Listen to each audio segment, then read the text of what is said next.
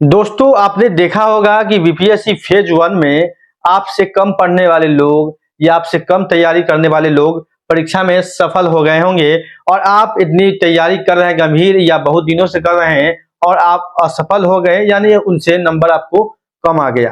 तो क्या कारण रहा है इस परीक्षा में आपको बता दें। बहुत सारे जो छात्र हैं इसमें जो ज्यादा मेहनत करके भी असफल हो गए हैं, यानी उनका नंबर कम आ गया है। अब कुछ छात्र जो हैं वो कम समय में ज्यादा नंबर लाए और शिक्षक बहाली में भाग लिए और सफल हुए और अब उनको ज्वाइनिंग लेटर भी मिल चुका है। तो दोस्तों आपको हम बताएंगे पूरा प्रक्रिया इसमें हुआ क्या है।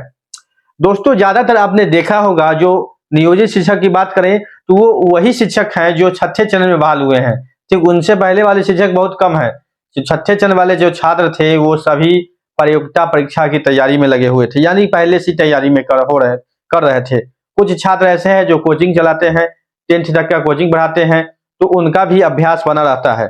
लेकिन उनको जो सब्जेक्ट कॉम्बिनेशन है बीपीएससी का, कि बीपीएससी क्वेश्चन जो सब्जेक्ट पर डालती है कहाँ से डालती है। बहुत सारे लोग जो है कोचिंग ज्वाइन कर लेते हैं ऑनलाइन। ठीक है, कोचिंग पढ़ना अच्छी बात है। मैथ रीजनिंग के लिए तो आपको कोचिंग पढ़ना ही होगा। अगर आपने मैथ रीजनिंग का आप पर कमांड नहीं है तो मैथ रीजनिंग का कोचिंग पढ़ना ही होगा। और जो फ्रेश छात्र हैं, नए छात्र हैं, तो उनको गाइडलाइन की भी आवश्यकता होती है। तो दोस्तों आपको बता दें, पहले प्राथमिक की बात हम करें तो प्राथमिक में एनसीईआरटी, एससीईआरटी जो बीपीएससी की ओर से बोला भी गया है कि हम क्वेश्चन जो छात्र का क्वालिफिकेशन होता है, मिनिमम क्वालिफिकेशन, यानी कि प्राइमरी का जो क्वालिफिकेशन है वो इंटर है, तो इंटर लेवल तक का क्वेश्चन हम आपसे एनसीईआरटी के, एससीईआरटी के बुक से पूछेंगे। यह स्पष्ट कहा है एनसीईआरटी ने, बीपीएससी ने, कि इसी हद तक आप तैयारी को करें।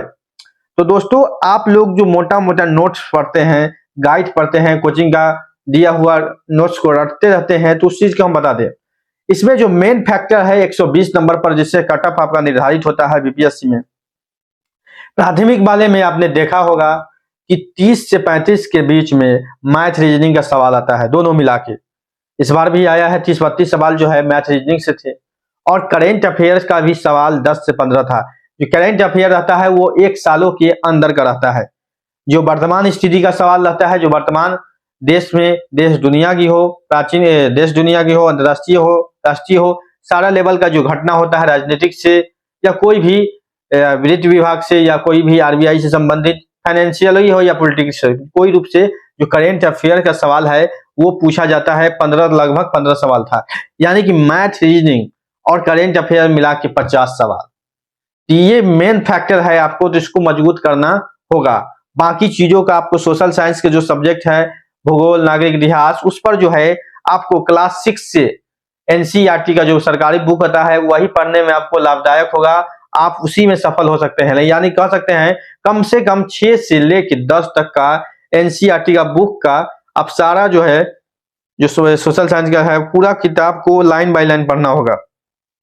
और हमको बता दें कि नोट्स पढ़ने से कम समय किताब में लगता है। आप अगर पढ़ना चाहते हैं तो पढ़ के देखेंगे तो जो नोट्स पढ़ते हैं, नोट्स को पढ़ने में तो आप समय लगता है, आप पढ़ेंगे उधर भूल जाएंगे। किताब को अगर आप लाइन बाय लाइन पढ़ते हैं, एक बार पढ़ लेते हैं तो दूसरा बार पढ़ें। कम से कम तो एक बार पढ़े तो उसको दूसरा बार पढ़ें, क्योंकि 2 बार जब तक आप नहीं पढ़ेंगे तो वो क्लियर नहीं होगा। तो एनसीईआरटी का जो बुक है वो 6 to 10, कम से कम जो 6 से लेकर 10 तक का बुक को आपको पूरा कंप्लीटली पढ़ना होगा, उसका स्टेप बाय स्टेप समझना होगा।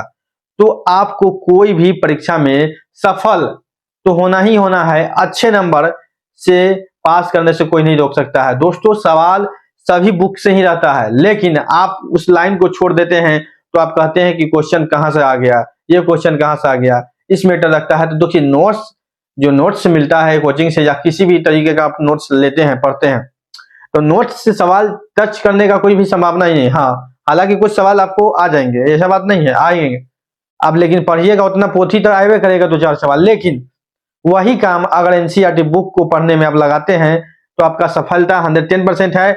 मैथ रीजनिंग और करेंट अफेयर्स पर कमान रखिए कि 50 में से 40 सवाल को हमको बना जाना है। क्या है कि ये 1 साल का लिमिटेड सवाल आता है। मैथ रीजनिंग का अगर सभी चैप्टर का आपके पास कमांड है, और करेंट अफेयर तो 1 साल के अंदर का ही रहता है। ठीक है, ज्यादा राजनीतिक, ज्यादा घटना के बारे में ही सवाल करेंट अफेयर से ही रहते हैं। कुछ सवाल खेल से संबंधित भी आपको पूछे जा सकते हैं। ठीक है, तो यही रहता है करंट अफेयर का जो लिमिटेड है, लेकिन इतिहास भूगोल लिमिटेड नहीं है, ये करंट अफेयर लिमिटेड है। अगर 50 नंबर का रहता है, इस पर आप कमांड कर लें तो आपका परीक्षा पास करने से कोई नहीं रोक सकता है। उसके बाद सभी लोग जानते हैं कि 6 to 8 के बाद जो भी है उसमें सब्जेक्ट से 80 सवाल रहता है, यानी 40 + 80 का कॉम्बिनेशन रहता है। 80 आपके सब्जेक्ट से रहता है, जो भी ऑनर्स लिए हुए हैं, सोशल साइंस, मैथ साइंस या जो भी ऑनर्स है, हिंदी इंग्लिश जो भी, उससे 80 नंबर का सवाल रहेगा। तो आपको ये पता ही है कि 80 नंबर मेरे सब्जेक्ट से रहेगा, तो वो सब्जेक्ट पर ही कमांड करना है। और उसमें भी 40 में भी 15 नंबर मैथ रीजनिंग रहते हैं और 5 नंबर के करेंट, यानी 20 नंबर उसमें मैथ रीजनिंग करेंट 20 नंबर के हो जाते हैं। 20 नंबर आपको राष्ट्रीय आंदोलन हो, ईवीएस हो, जो भी हो, वो सवाल रहते हैं। तो वो लोग 6 के बाद जो भी लोग हैं वो ज्यादातर अपना सब्जेक्ट पर कमांड करेंगे, तो परीक्षा पास करने से उनको कोई भी नहीं रोक सकता है।